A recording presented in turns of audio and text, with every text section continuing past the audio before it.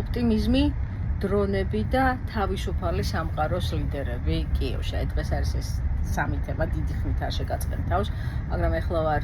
მივიდივარ კიევიდან ხელმში, ვარ მატარებელში, ვერ ჩაარჩანს ალბათ აქ კარგად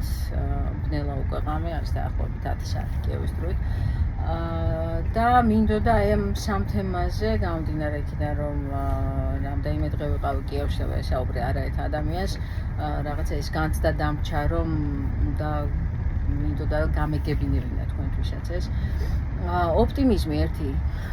იგრძნობა წინა ვიზიტთან შედარებით ბოლოს თებერვალში ვიყავი კიევში ეს ზოგადად ჩემი მეექვსე ვიზიტია სრულმასშტაბიანი ომის დაწყების შემდეგ და თებერვლის შემდეგ დღე და ღამესავით განსხვავდება ერთმანეთისგან ეს ოპტიმიზმის ძალიან ხელშესახები განცდა რომელიც ამ ეტაპზე და ამჯერად დამრჩა და ვფიქრობ ეს უკავშირდება იმას რომ შეერთებულმა შტატებმა რაღაცა ფორმით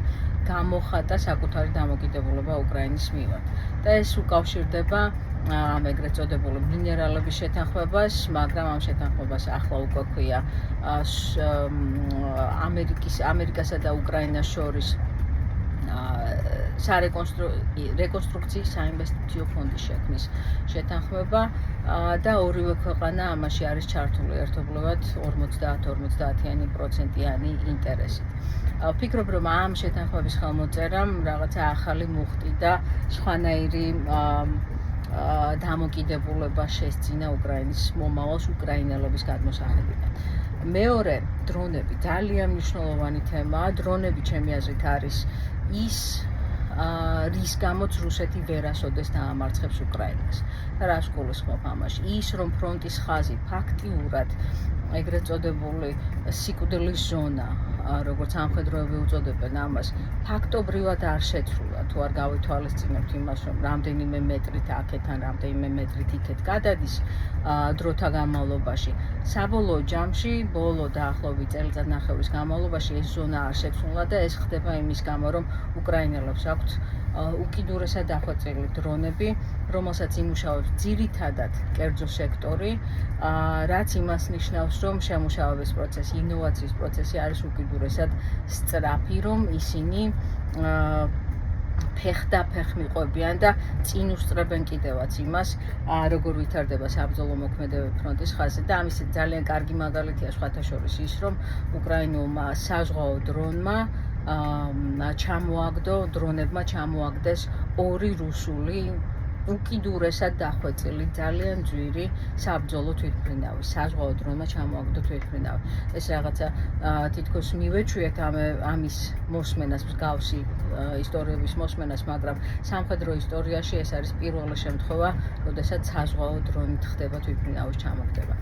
და მესამე რა თქმა უნდა დღეს კიევში იმყოფებოდა თავისუფალი სამყაროს 4 ძალიან ცნობილი წარმომადგენელი თუ არა ალბათ ყველაზე ცნობილი წარმომადგენელი ეს იყო პოლონეთის, საფრანგეთის, გერმანიის და დიდი ბრიტანეთის ლიდერები, რომლებიც კიევში პრეზიდენტ ზელენსკის ოფისში შეხვდნენ მის ოფისში და ამ ოფისიდან დაურეკეს პრეზიდენტ ტრამპს, ამ თავისუფალი სამყაროს კიდევ ერთ ლიდერს იმ ფონზე, როცა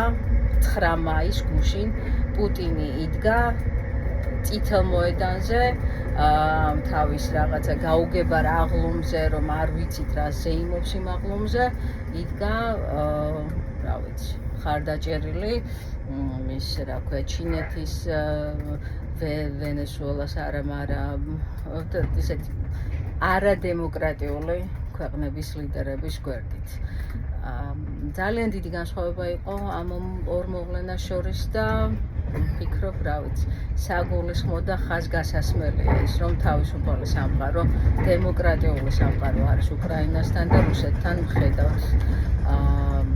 ვინ არის ვიდგას პუტინის გვერდით. სხვათა შორის მგონი რამდენიმე ლიდერი მგონი ჩემს მატარებლით მიდის ახლა პოლონეთში უკან, იმიტომ რომ სანამ სადგურზე შემოვიდეთ რაღაც უსაფრთხოების უკიდურესად მკაცრი ზომები და განსხვავებული ზომები გავიარეთ და მგონი ან სტარმერია აქ, ან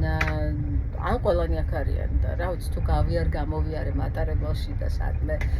დავინახე მაკრონი, ტუსკი, სტარმერი ან მერცი ამის შესახებაც გაგაგები.